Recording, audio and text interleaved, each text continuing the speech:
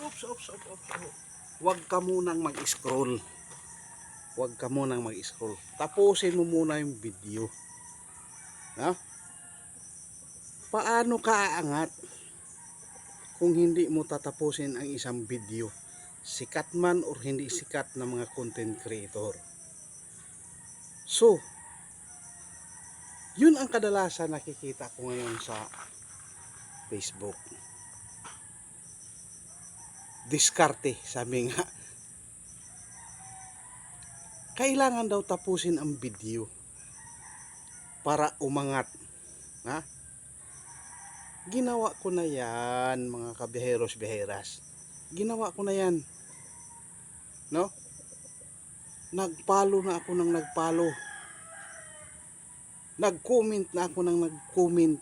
Oh, pudpud na nga yung mga daliri kong kapipindot sa keypad ng cellphone.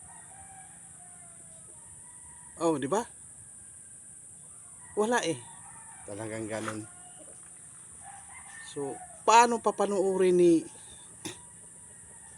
Boss Mita ang isang video? Paano daw i-introduce doon sa wider audience kung hindi mo tatapusin ang video?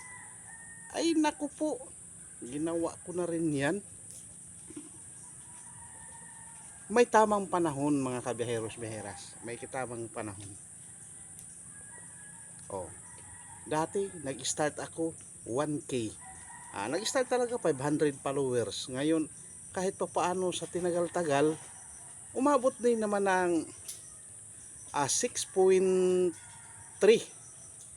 followers na ang Alfred Uhaw TV Vlog. So maraming salamat sa inyo sa patuloy ninyong pagsuporta, mga kabiheros-biheras. Dati may buhok pa yan. Nag-start ako ng pag-vlogs. Ngayon kalbo na. Oh, why? Kintab na kintab. Naubos na ang buhok. Oh, di ba? Pero laban lang. Laban lang sa buhay. May darating talaga. May saktong panahon. Di ko lang alam kung kailan. Shout out sa lahat ng kalbo. Bye bye. God bless and to God be the glory. Alfred Uhaw TV Vlogs. Advance Merry Christmas.